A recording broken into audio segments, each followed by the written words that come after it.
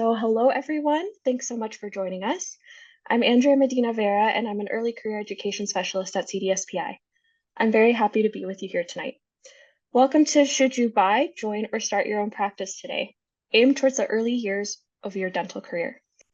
We have a lot of ground to cover today and it's going to be a great discussion. First, we'll start the session with panelist introductions, then quickly move into the good stuff. We'll hear from this expert lineup too, evaluate the various financial and practical implications of buying, joining, or starting a practice, review key legal considerations, including partnership agreements, employment contracts, and liability issues, investigate financing approaches that maximize returns and minimize risk, and how to implement effective insurance strategies for different practice models. We'll take questions at the end.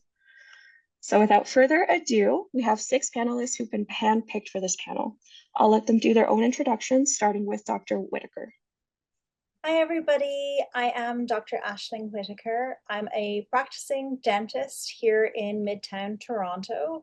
My clinics were 2 scratch startups called Bite House Dental, and I'm also the co-founder of a dental hiring app called Dental Hive. My name is Ross Pollock. I'm a partner with the law firm Medaisky Pollock. We provide corporate, commercial, and real estate legal services to dentists all across BC. As a law firm, we've been doing it for over 25 years, and I'm very happy to be here tonight. So I'm Sean Howe. I'm a partner at MNP in our Langley, British Columbia office. I've been with MNP for coming up on 15 years, working primarily with healthcare professionals such as dentists from mainly in BC, but also across the country. My name is Nick Martin. I'm a senior healthcare professional specialist in Calgary, Alberta with Scotiabank. We deal with clinic finance, acquisition, equipments, any leasehold improvements, all that good stuff, largely with dentists, a little bit with vets and physicians as well. Thanks for having me. My name is Matthew Wright. I'm one of the investment advisors at CDSPI, based in Toronto, but I have clients nationwide, and my clientele range from early dentists to late career retirees. So happy to be here to share some insight. Hi, my name is Julie Berthium. I'm the senior insurance advisor with CDSPI for the last 20 years. My focus is mainly with the dental students and new grads, but I do certainly work with dentists at all stages in their career with helping them with all of their various insurance needs. Awesome. Thanks so much, everyone. And now moving into starting with the big picture. So first question is for Dr. Whitaker. From your experience, what are key factors a dentist should consider when deciding between buying, joining, or starting a practice? When I was trying to decide between buying an existing and opening my own, there was a few things that I thought about during that process. And ultimately, I did open from scratch. But I did look into both options pretty deeply, so I do recommend doing your research.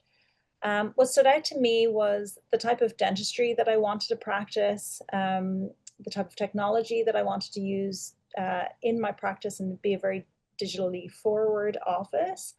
The type of patient experience I wanted, the team and the culture that I wanted to create, and the vision that I had for how the clinic would run. Ultimately, for me, that meant starting from scratch and building out that roadmap and that vision and implementing that. I was apprehensive about buying an office and needing to convert the mindset of an existing office and introducing my systems to an existing patient base. And I thought for me personally, that would be something that I would struggle with more. However, when you do start from scratch, you really have to be okay with the debt that sits on your shoulders and coming up with a financial plan of how you're going to support yourself in those first few years. I was lucky that I had a spouse that I could financially rely on so that I could just focus on growing the business and not take money out from it initially. And so that is a big consideration, the financial component of that. And I know we'll be dipping into that a little bit more later today. Thank you so much. Sean, from an accounting perspective, what financial realities should dentists understand before making this decision? Yeah, I think Dr. Whitaker kind of talked on it a little bit, but I think the biggest considerations is going to be where is the cash flow coming from? Where is the money coming from? And it's different under each option. I mean, if you're buying a practice, you're buying cash flows, you're buying money and patients that are already there, and you already have a business. Whereas a startup or building your own practice, you're starting from zero, and you need to build that up. So you need to have the understanding of where the money is coming from to pay the overhead, to pay the lease or mortgage. How are you going to pay the bank back? So really kind of building out a plan, a cash flow plan and a business plan that circles around what your goals are going to be and how quickly you need to get up to certain milestones in order to be break even and to start earning a profit. And then again, like Dr. Whitaker said, how are you going to take a paycheck? Are you going to be able to live in the background? Are you going to continue to associate? What do you need to do to make all the pieces fit in the puzzle? And so that's going to be the number one from a financial perspective. From a tax perspective, it really comes down to how do we want to structure the organization with companies. So every situation is going to be a little bit different there. So it's just having the conversation and making sure you're properly set up. And then I think from a non-financial or non-tax perspective, it's just understanding that going down this route, you're going to be a business owner now. That means having you're the head of HR, you're the head of accounting, you're the head of the company, and it's not just practicing dentistry anymore. It's now running a business. Thank you so much. And then Ross, what legal considerations often surprise new practice owners? Well, yeah, assuming you own a practice, there are a lot of things to keep in mind from a legal perspective, far too many in the short time we have here. So I'll just list a couple of things that I've seen as being recurring issues for clients of mine over the past 12 or 13 years. The first is with respect to employees. When you hire employees, it's very important that before their first shift, you have them sign a written employment contract. Otherwise, when they start working for you, what you've essentially done is you've created a verbal employment contract. You've agreed to pay them X dollars in exchange for Y services. Subsequent to that, if you want them to sign a written employment contract, which is always a good idea as an employer, it creates some complications in ensuring that their employment contract is going to be legally binding. So really easy to avoid as a best practice is before they start working for you, have them sign a contract. Most employees are very eager to sign a contract in exchange for a job. Later on, it becomes much more difficult.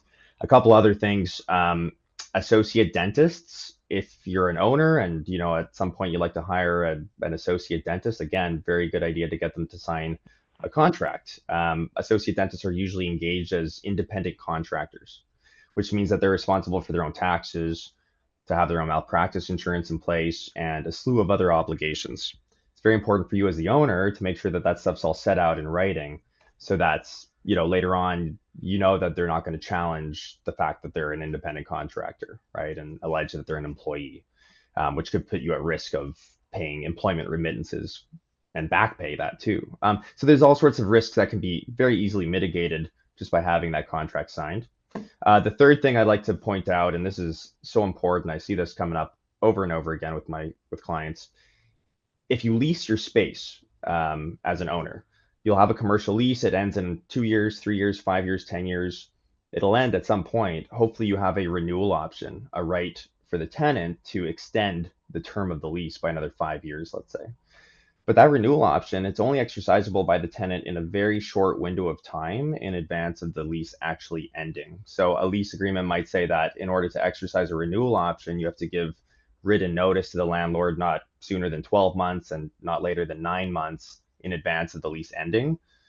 And that could be like 8 years from now, right? So really hard to remember to actually exercise that renewal option properly within that very short window of time. The landlord's not going to remind you to do that. It's actually in their best interest not to remind you to do that. So it's incumbent on you to put that in all your calendars, all of your diarizing reminder systems, because if you forget to do that, you lose your renewal option and any subsequent renewal options, which means that you're putting yourself at risk of being evicted at the end of the lease, or the landlord could say, all right, we'll keep leasing you the space, but it's going to be subject to you signing a new lease, which could have significantly more onerous terms than your existing lease. So anyways, very important to remember that. Those are just 3 things to keep in mind as an owner of the practice. Thanks so much, Ross. And then Julie and Matt, what have you heard from our CDSPI clients?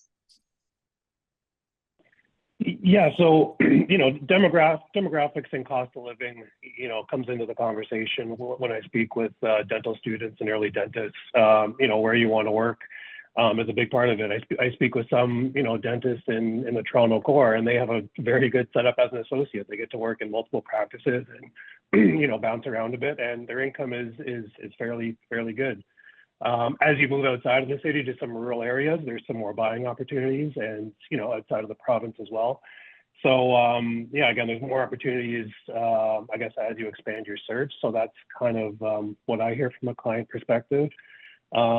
Just depends on what type of work environment you want, right, and the flexibility you want to have. So from my perspective, insurance is normally not brought into the picture until, the decision is made how you want to proceed and what kind of practice you're going to have. But I mean, as Matt said, the objective of owning a practice is to increase your revenue, but practice ownership and revenue generation is never a guarantee. I mean, not everybody is made out to be a business owner. Now you're not just a dentist, but you're involved in hiring, firing, accounting, administrative, and not everybody wants to do that. Some people just want to do dentistry and collect a paycheck without the risks and stress of practice ownership. So you have to make sure that you are prepared for that, because now your world is going to be more than just practicing dentistry. Thank you both. So now let's break down each option. First, let's talk about buying an existing practice. What are the advantages and the challenges, starting with Nick? The advantages and challenges to buying an existing practice are that basically the value of that practice is largely based on their current production and efficiencies. So their financial statements largely indicate what you can qualify when you're buying an existing practice. It's a lot like buying a home, in that you don't want to buy a fixer-upper, but pay for what it's going to be when it's all fixed. Especially if that's your sweat equity and hard work that you're going to do to retrain a team or help them manage their supplies or book better or do those types of things that they're currently not doing, right? For sure. And Julie, anything to add? Sure. So when you purchase a practice, there are certain insurances to take in consideration, and often dentists don't realize this until, the final minute, and then they're calling us in a rush. But most often when you are purchasing a practice, the bank is going to want life insurance as collateral for the loan.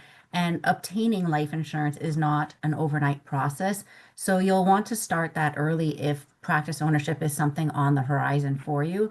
But there's also a lot of other insurances to take in consideration. Obviously, you'll need office insurance to protect the actual physical practice itself. As whether you buy, start, or join, that risk is always going to be there. And also the liability of practice ownership. So these are certain things that you should take into consideration. Is this something that you want to take on? Thank you so much. And now for joining an existing practice as an associate or partner. Dr. Whitaker, what should dentists look for in these arrangements? So I'll start by talking a bit about being an associate in an office. Maybe many of you are already there. So looking at the financial side of it, the compensation is pretty typical. In Ontario, you get 40% after lab bills are paid. But you also want to look at the nitty-gritty of your independent contractor contract, whether you're paid for things like the recare exam, the radiographs taken in hygiene. That can amount for 5,000 to 10,000 a year in your paycheck. So you want to look at those types of things. And there may also be some other things in there in relation to, what if the assistant has to stay late? Is there a fee that applies to you and things like that? So I've seen all kinds of things in associate contracts over the years, so make sure you're really looking through that. In terms of another thing to look out for as an associate is, in those early years, it's really tempting to do all of the education that's available to you out there. And we all go gung-ho as CE junkies and take, implant courses or Invisalign courses and that type of thing. But certain offices are structured in such a way that the principal dentist gets to do those treatments, but maybe the associate dentist does not. So you want to really look at the clinic that you're working in to make sure that you're going to be able to implement education that you invest in.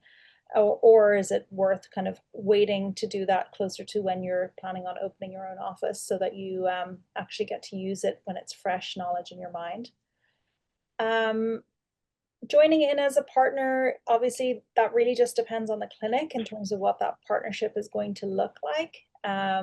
There's all different ways to join into a clinic as a partner. You have to really consider why you want to join into a clinic as a partner. It's becoming less favorable over time to do that unless it's a very large clinic. But I guess specifically looking at what does the partnership mean to you? Are there specific duties that you're going to be expected to do? You know, are you, one person is kind of the CFO and one person is the COO? Like, you know, what are the duties that you're going to be doing? How you're going to be, you know, taking part in that, and what does the compensation structure look like, and things like that. So every partnership is going to be different. And a lot of associates are offered these partnerships that they kind of like grow into over time. I would just be really careful about those and really look at them with your legal team to make sure that that's something that's actually worthwhile for you. Wonderful. And Ross, would you like to add anything additional in regards to like legal perspective and partnership agreements? Yeah, definitely. So if you're joining a practice as an associate, as I mentioned before, it's quite likely that the owner is going to ask you to sign some type of a associate agreement. And as Dr. Whitaker said, it's so important that you know what's in that associate agreement. Associate agreements often have clauses that will restrict your ability to practice dentistry in some form going forward. It'll also potentially have financial consequences for you if you don't read it carefully. So as an example, there's usually restrictive covenants in associate agreements. So that might include a non-competition clause, which would prevent you from practicing dentistry within a certain area of the practice, non-solicitation clauses, which prevent you from soliciting the staff and the patients of the clinic. Sometimes they even go beyond that and they say, not only can you not solicit the staff and the patients, you can't treat my patients after you stop being an associate, and you can't hire my staff. So really important that you know what you're signing on to. In addition to restrictive covenants, there's usually some type of retreatment clause in the agreement. Important that you understand what framework that is. You know, if dentistry you've done needs to be retreated at some point at no charge to the patient, can the owner just do it and send you a bill for it? Hopefully not. Usually there'd be some type of consultation process, but it just depends on what's in the contract. You know, there's also potentially work obligations and commitments. You know, you might sign a contract and, you know, unbeknownst to you, you've agreed to work there for 3 years. That's a long time. You probably don't want to do that. So really important that you get that reviewed thoroughly and you understand what you're agreeing to. If you're joining a practice as a partner, so you're buying into the clinic, usually that would be by way of a share purchase. So you'd be buying some shares in a company, right? So I'm assuming in this example, you're not buying everything outright. You're just becoming a 25%, 50%, 1/3 shareholder. In that case, of course, you're going to want a lawyer to help draft a share purchase agreement. But putting that aside, a big part of it is going to be getting an appropriate shareholders agreement in place too. So a shareholders agreement is basically an agreement among all of the shareholders of a company, sets out their rights and obligations, and it really confirms everyone's expectations. So, you know, some key things that are covered in shareholder agreements are, well, how are decisions made? If somebody wants to buy some expensive equipment or hire their sister or brother, they want to issue more shares, declare dividends, how are these decisions arrived at? It'll also usually have exit strategies. So if somebody wants to sell their shares, how do they do that? Usually there would be some type of right of first refusal where they have to offer their shares first to the other shareholders, but it just depends on what's in the contract.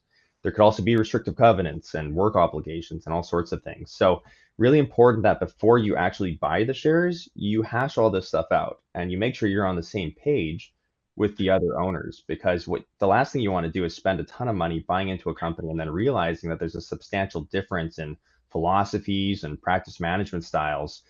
And then 3 months later, you want to sell and you want to get out, but your liquidity is very limited.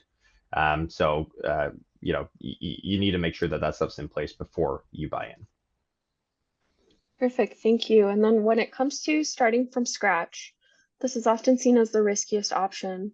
So, Sean, what does the financial reality look like in this case? Yeah, like I think it is obviously the riskiest option because you're starting day one with debt that you owe to the bank, you have overhead costs for the lease, you have equipment, you have potentially staff lined up, and you have no patience. So it's really, you have to, it's a good for the certain type of personality that can go out and get patients or has a backup plan with associate revenue that they're able to associate and bring in income while they're still building this practice. But this is certainly a good option. It does have high risk, but it also has high reward. Obviously, if you're building your own practice from scratch, you're making your own goodwill that will eventually be sold in the future. And from my experience, it's been really comes down to the personalities. I've seen some people that are more introverted. They're not likely to go out into the community, not likely to go build their own client base. And in those cases, it hasn't worked out as well because they, as much as they'll project the growth, they still need to go out into the community and make that a reality because people aren't knocking at the door to join the practice. Where I have seen it work is people that are well connected or already have a patient base that is likely to follow them, obviously pending any restrictive covenants, but making sure that you already have patients or you already have kind of a head start as to how you're going to hit the ground running. I mean, from looking at the cash flow projections business plan, you kind of want to spend more time on where you're going to build your business and how you're going to build it. We can put out projections, we can make estimates, but we really want to challenge how you're going to make all this happen because the cash flow projections we do are really just an estimate of what we think you're going to do. And we always try and break it down to on a per patient basis, like how many patients can you bring in and then turn that into money after the fact, just to make it a little bit more realistic in how many you think you're going to bring in that month. But when it comes to starting from scratch, it really comes down to managing the debt and where you're going to get the cash flow to pay that debt and the overhead. And then obviously keeping in mind that you're building this alone. If you were to start a practice from scratch, or if you were to join another practice or buy a practice, they already have the patients, they have the processes, they have the staff in place. So it's already kind of set up. Whereas if you're starting one from scratch, you need to go and hire, you need to find the staff that are going to grow this practice with you. So there's just a lot more moving parts that you need to keep in mind. Biggest thing is just making sure that you're prepared for what you're taking on. You're aware of the risks, you're aware of kind of the walls you're going to hit along the way and ready for it. Thanks, Sean. And Matthew, when it comes to funding strategies and investment considerations and long-term financial planning, anything to add there? Proper planning, that's key. Yeah, I mean, from an investment perspective, you're likely going to finance a very large portion of it. But if you're using, dollars in your portfolio, you want to be prepared for that. So that's part of the conversation I have with my clients as they're starting out into their dental careers. When and if you want to buy a dental practice, how can we plan for that? So again, just being aware of the costs, and if you're using a chunk from your portfolio, something like not being at the mercy of the market. You run into a 2022 scenario where the markets are down. You don't want to go to your portfolios when they're down a significant amount. So just having those conversations with your investment representative and your network goes a long way.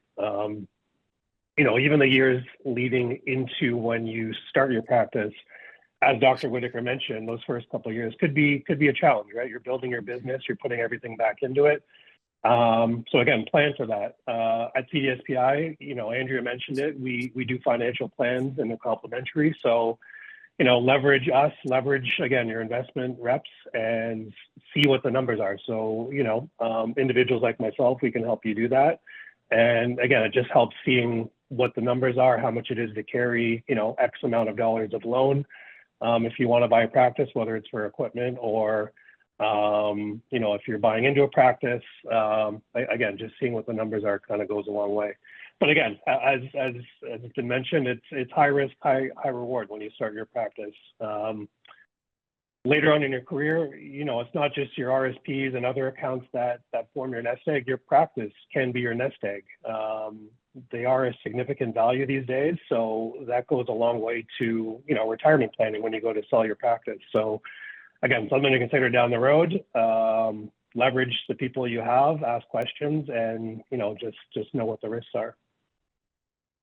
For sure, thank you. And getting practical, and this is kind of open to the panel. What questions should someone ask themselves when making this decision, starting with Julie? So I think one of the biggest things about determining whether practice ownership is right for you, whether that's buying, starting, or joining, is risk tolerance. Because now you're not just performing dentistry. Are you prepared, one, hopefully, for the possibility of great success, but you have to also be prepared that it might be a struggle. It might take some time before that practice becomes successful, if it does. And so that is not right for everybody. You have to be prepared for that and take in consideration all factors, not only in your professional life, but your personal life, because jumping in, especially starting a practice, like Dr. Whitaker says, this can be very time consuming. And if you have a very busy personal life as well, it may not be the right thing. So you have to just establish, are you ready for it, and all of the things that come with it. Thank you, Julie. And for Nick, Matthew, and Sean, are there any financial readiness indicators that you'd like to speak on? Sure. For the financial readiness indicators, a few of them talked about planning or savings, being liquid, having some assets. Most of those things are actually really helpful with your personal costs, so that in the beginning, you can kind of keep any money from the business in the business to ensure everything's smooth, right?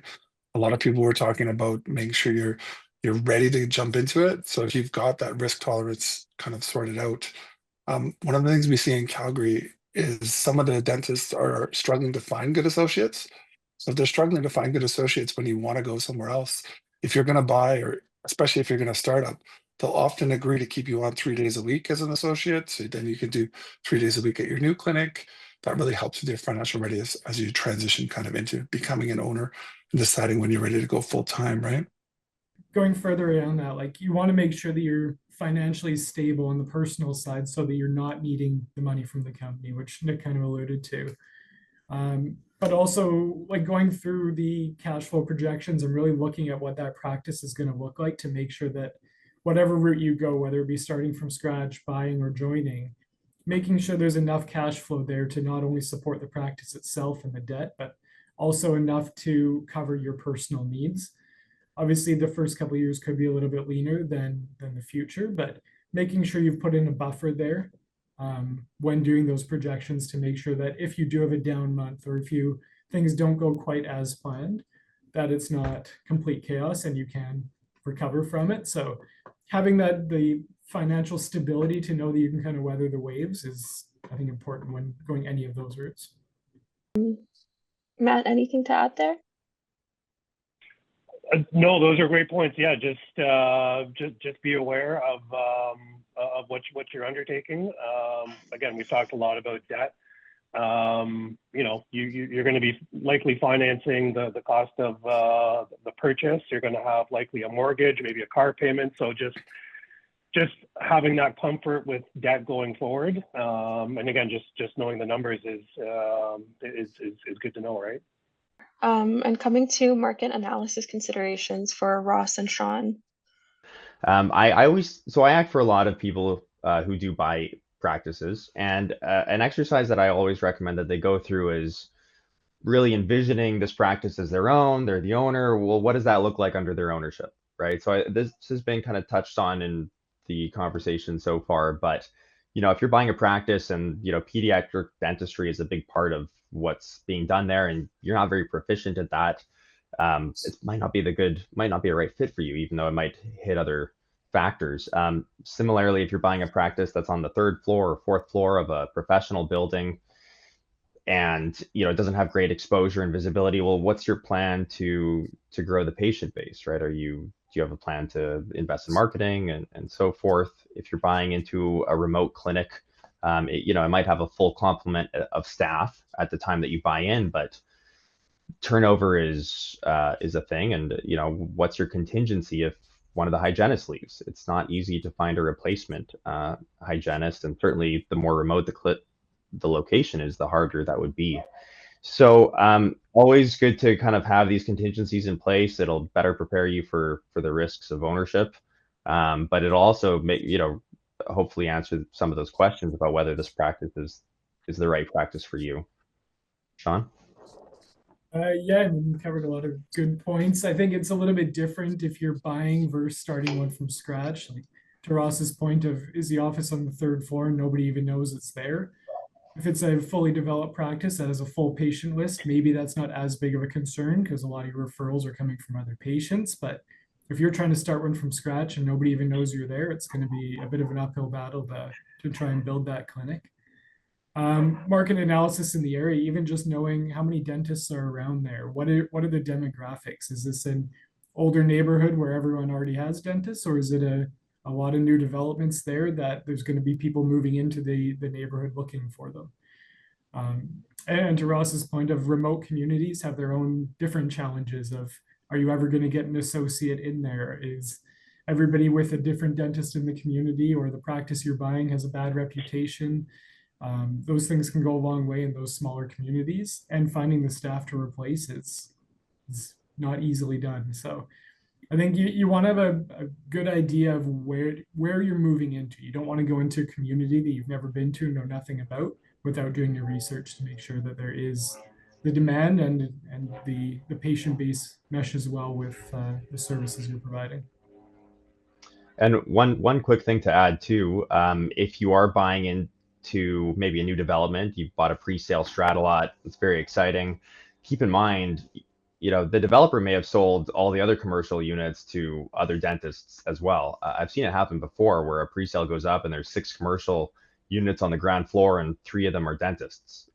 You don't envision that when you buy in, but it's certainly a possibility. So that's something you want to kind of flesh out before signing any type of pre-sale contract with the developer. For Can I add sure. something And really quickly there? please. So Sean made a good point about if you're buying something with a bad reputation. In the same way, from a financial perspective, if that clinic has struggled financially, you may have to put in more money than you want to. So normally we'll do 100% loan to value, but that's based on what it qualifies for.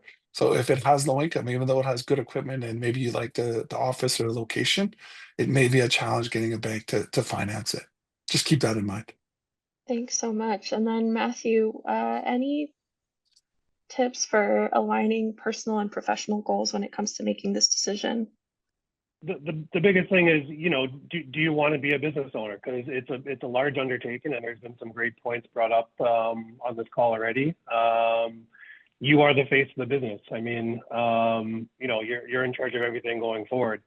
Sean just brought up a good point. Staffing has been a big concern, especially in our area, right? Finding hygienists was a key theme last year. So just be aware of what it takes to run a business and make sure it's aligned with your goals, because again, it's a big undertaking and it's very lucrative down the road. Again, from a financial planning perspective, it's a massive part of your assets, and it's something we plan around. Selling your practice is a big deal, and again, that is very likely a big part of your nest egg when it comes to retiring. So just be aware of those factors, and again, leverage people around you, and just know what it takes to run a business, right? And then for Dr. Whitaker, what was your experience for timeline considerations?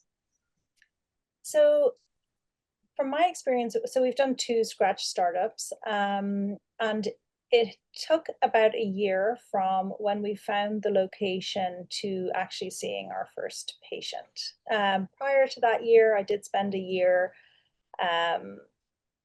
previous years, but 1 full year really researching and creating my business plan. So let's say year number 1, me, full-time associate, every evening, researching, doing listening to webinars like this, night after night, finding resources online, going to any in-person events that I could to help me make that decision and help me create not only my business proposal for the bank, but my marketing strategy, and kind of a roadmap for myself for the first 5 years. So I really took the time to educate myself on what it would be to be an owner. And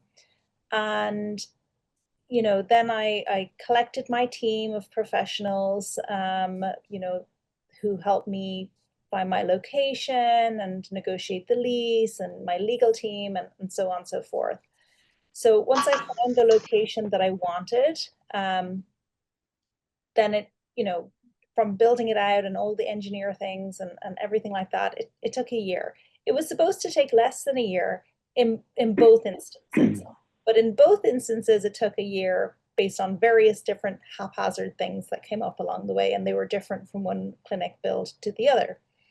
Obviously, buying a clinic, maybe somebody else can speak to, but from experience of colleagues of mine, from finding that clinic and starting the negotiations to actually starting to work there, it's been about a 4 to 6 month process, it seems like, for many of my friends. And then in other timeline considerations, like the team said here, I did work as an associate half the week and work in my new office half the week for the first year to year and a half. Look at this, Zoom thinks that my language is not English because of my Irish accent. So that was a consideration. So I did transition in over time once my clinic could support my associate income that I was losing, let's say. And also I wanted to treat my patients fairly in my previous office and roll out that way.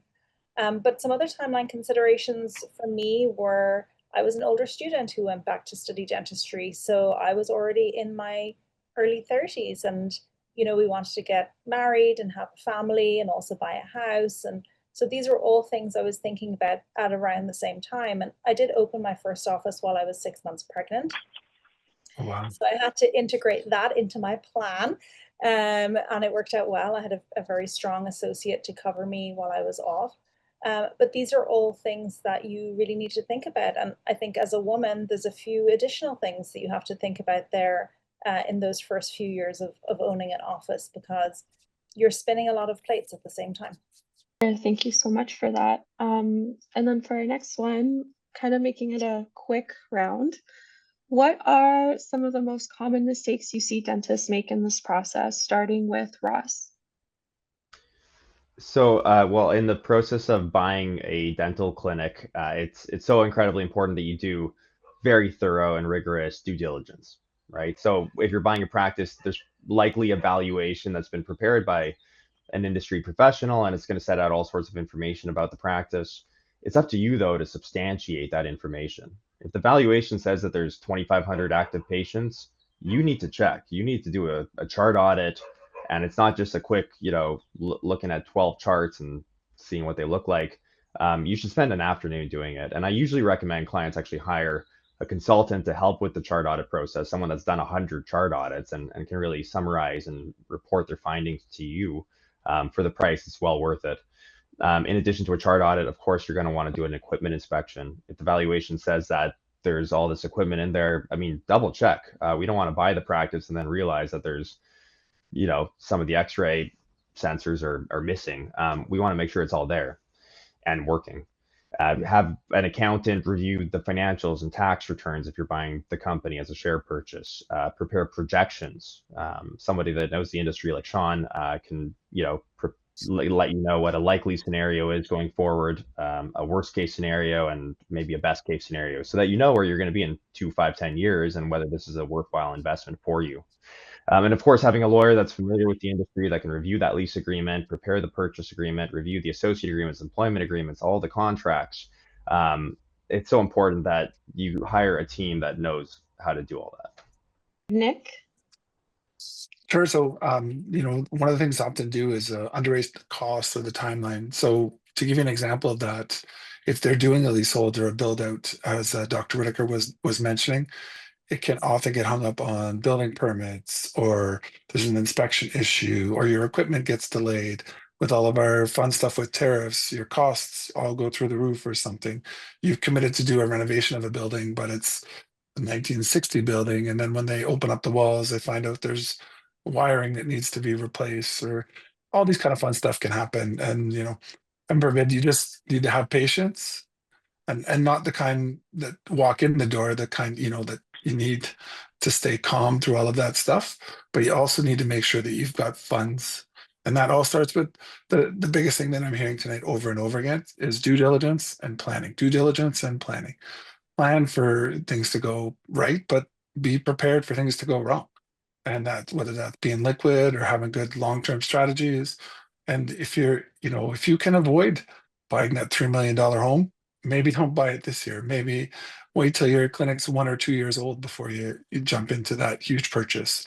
And from that, just do what you can to be comfortable with your current situation so that you've got ability to be flexible with things as they come. And lastly, with your timeline, it was alluded to earlier, how long does it take for your patients to get started? How long does it take for your clinic to ramp up?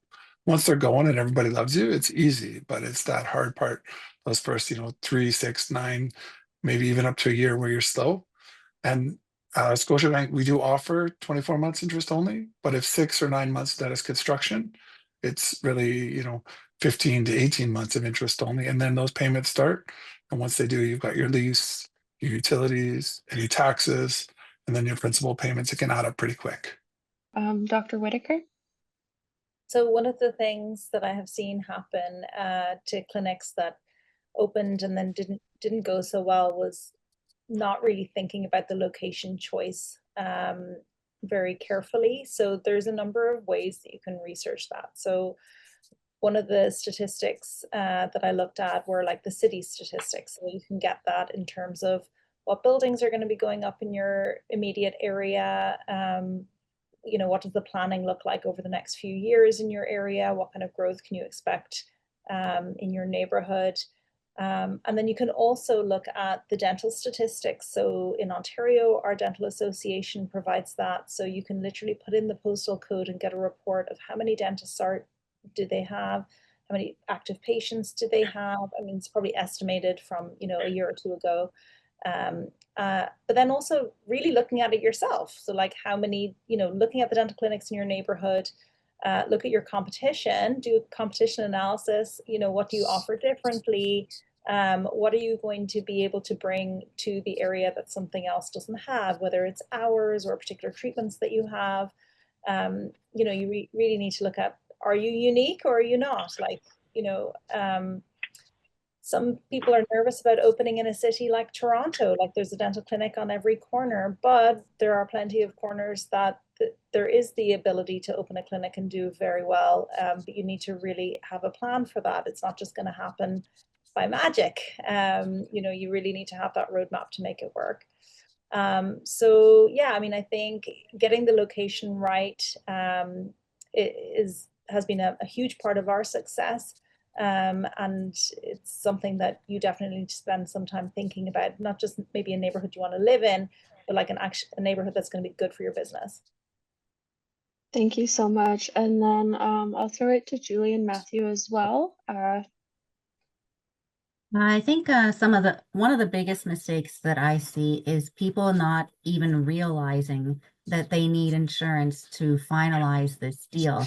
I've seen so many dentists call me from their banker's office saying, I'm buying a practice tomorrow. I need insurance. And although we may be able to offer you an office property insurance at last minute, we cannot offer you life insurance at the last minute. And I've seen the lack of life insurance cause the purchase agreement to either be delayed or fall through. So don't leave it to the last minute.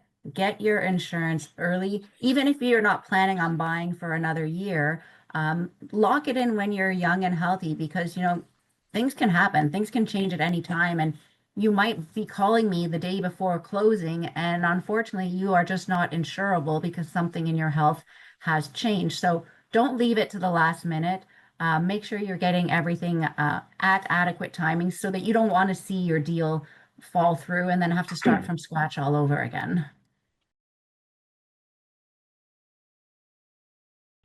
Yeah, a couple things to note. I mean, network. I have some young clients working as many as 3 dental offices per week. That's a lot of people in those offices. Talk to, the principal dentist, see what their experience was. I mean, calls like this help, but, leverage your network and see how it's been for others, right? Next kind of thing is work with professionals. Working in multiple clinics, you may come across a dentist that is selling down the road and they want to offer it to one of their associates. Well, that's very convenient, but, use professionals that, like these individuals on this call today. And again, do your due diligence, make sure the numbers that principal dentist is telling you is actually right. So again, work with professionals that, know dentists and know the dental industry. It goes a long way. And then finally, on the investment side, it's often overlooked, but do a financial plan. These things are complementary with us. Know what the numbers are. They could be, $1,000 plus at some other firms. Just lay some numbers down on paper and see how it looks, right? And see if it's right for you. Thank you so much. Now, just being conscious of time, let's turn to the audience questions. So we received a few during registration, and one of them is pretty much similar to one that we got in the online Q&A. So starting with, how much does one need to have saved before buying a practice? How much does it cost to start from scratch typically? Start up a clinic, Scotiabank, and I'll speak to Scotiabank because obviously I don't know what the others offer, but we'll do 100% loan to value, meaning we'll do 100% of the leasehold improvements, 100% equipment, and even 100% of kind of the other items that you're needed. Now, be careful. That doesn't include marketing. It doesn't include your legal costs, and it doesn't include your first and last month's rent, which could be $30,000, $40,000, depending on how big or small your clinic is, right? So for a lot of those things. And then if you're purchasing commercial real estate, again, we will do 100% loan to value on that. We do all of it at prime minus a quarter. But for the commercial real estate, we do it over 25 years. For the clinics, we do it over 12 years with the 24 months interest only. But so I think it's a trick question though, Sean, because realistically it says, how much should I have saved before buying a practice? In my opinion, you should have kind of 6 months saved, right, for your life, or maybe even 12 months, and then the rest we'll give you the money for. Yeah, you definitely want to have that safety net built up, especially if you go through ups and downs in that first year. Like you might have an available line of credit or something to kind of help you along the way, but you want to have that safety net first off to cover your personal life in the background while you're trying to build the clinic, because there might not be cash flow to take out. But also in case something doesn't go as planned in the first 6 months of practice, having that money set aside to kind of weather that storm while you're kind of finding your footing there. We try to say is just because you're flush with cash in the first 6, 7, 8 months, don't go ahead and make a prepayment or do a lump sum to the loan, because unless you've been through one, even almost 2-year cycles, you may not realize that, oh, I'm going to buy $100,000 worth of sundries every September. And well, you do a lump sum in August and now all of a sudden you're tight, or you're slow January, February, March, but you're gangbusters September, October, November, depending on what your market is. It could really fluctuate. So just kind of ride out those waves. I think Sean mentioned them before, until you kind of know what those cycles are and how your cash. Yeah, that's a great point. I've told a number of clients, like, go through a full year so you know what the cycles look like and build up that cash. And although you might be eager to pay down the debt, it would be nice to have that cash in the bank. And then after that kind of year hits and you know what's going to happen, then you can make a lump sum at that time to either pay it down or invest elsewhere. Absolutely. Perfect. I think the other question in the audience was, how much does it cost to start from scratch? I mean, I don't know if you have a set number. I find it varies widely by the community, by the space, how many ops you're building, what type of equipment you're buying. Like it's. Yeah, so I'll echo that absolutely. I've seen some, like, I mean, I'm in Calgary, so we see generally from scratch could be a younger person or a first clinic versus I've had 3 clinics and now I want to build my dream clinic. It's going to be vastly different cost, right? Someone that's going to build their dream clinic might have had a real good network or something, versus someone that, oh, I'm working as an associate. I saw a guy do it for $650,000, but I mean, instead of Dell, he bought Lenovo, and all the chairs were 5 different colors, and it was only 1,700 square feet. So you can really do it if you really, really want to.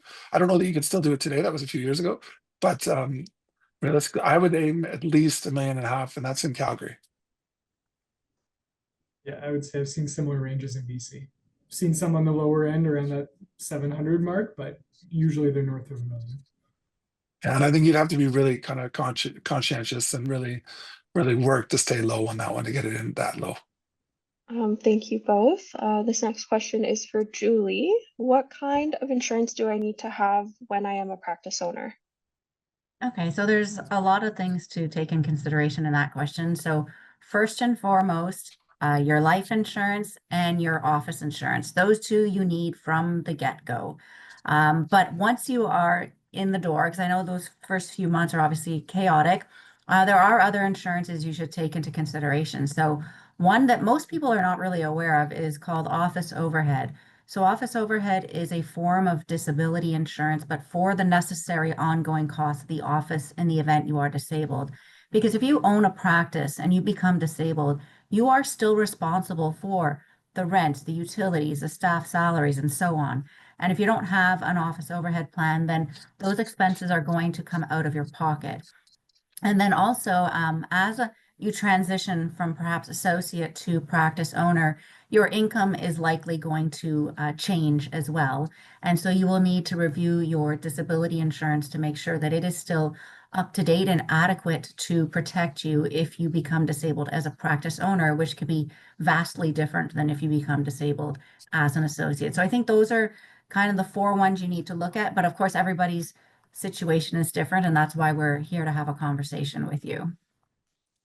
And if I Thanks, could Julie. also say real quick, if you are buying a practice, you'll have to check what your commercial lease says too. There's usually pretty stringent requirements on what kind of insurance you need to have in place. So CDSPI, amazing to work with. You just ask them, hey, can you get me a policy that matches all this, and they'll help you for sure. Yeah, in your lease with the landlord, there will be an insurance requirement section. If you can't make heads or tails of it, by all means, send it to us and we'll let you know. But your landlord often will require that you have liability insurance and that you add them to the policy as an additional insured, which is certainly something we can do.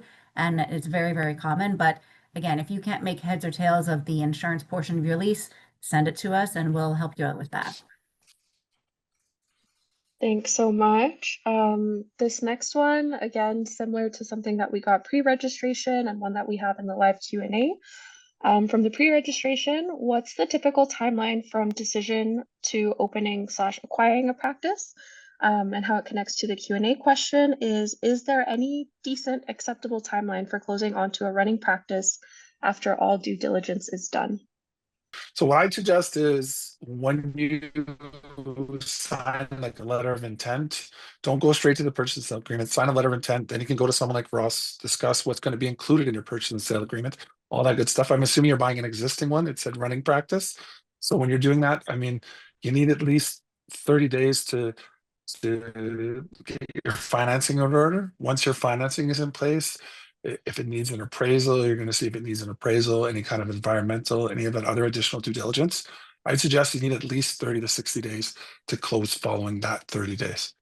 Ross, am I close, or what would you say? Yeah, I mean, it just depends on, how gung-ho the dentist is on buying the practice, right? So sometimes, I mean, they just want the practice within a couple months, which means that we're going to have to be drafting the documents and negotiating the purchase agreement on the associate agreement and all the assignment of lease, all these substantial documents while they're doing their due diligence. So I usually recommend clients budget 3 months from a signed letter of intent to close.